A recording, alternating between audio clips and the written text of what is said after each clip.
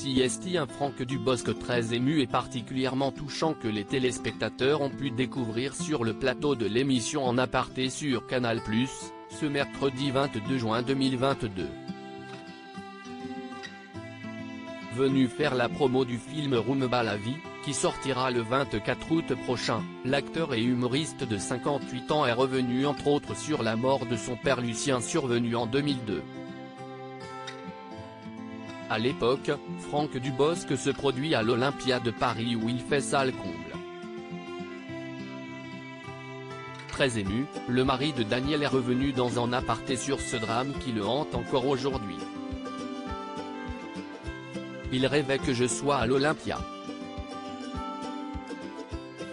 Il m'avait fait un petit dessin, tremblant, de moi sur scène. Il voulait que je sois à l'Olympia mais avant d'être un acteur. Il associait le métier d'acteur à l'Olympia. Il ne savait pas que je ferais du one-man show. Mais je pense qu'il a été fier avant l'Olympia, a-t-il confié. Je sais qu'il était fier, mais moi il ne m'a rien dit. Ce n'est pas grave. Dès qu'on parle de lui, si est terrible, a poursuivi Franck Dubosc avec une vive émotion. Il fallait que je donne mon accord. Franck Dubosc s'est également souvenu de l'accord qu'il a passé avec sa mère, quelques jours avant la mort de son père, qui voulait avoir recours à l'euthanasie. Il fallait que je donne mon accord.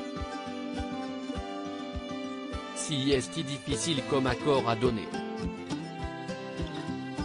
Il avait besoin de mon accord, si est très troublant. Moi, j'ai dit oui. C'était le mardi parce que le lundi, je ne jouais pas et je pouvais lui dire au revoir.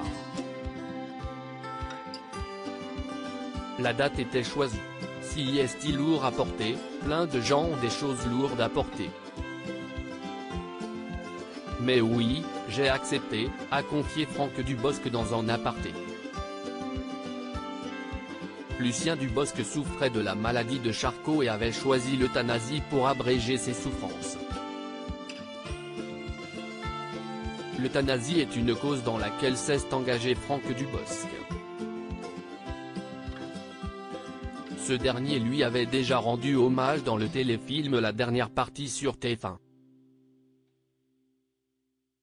Son personnage de Patrick dans la saga Camping est également inspiré de la vie de son père.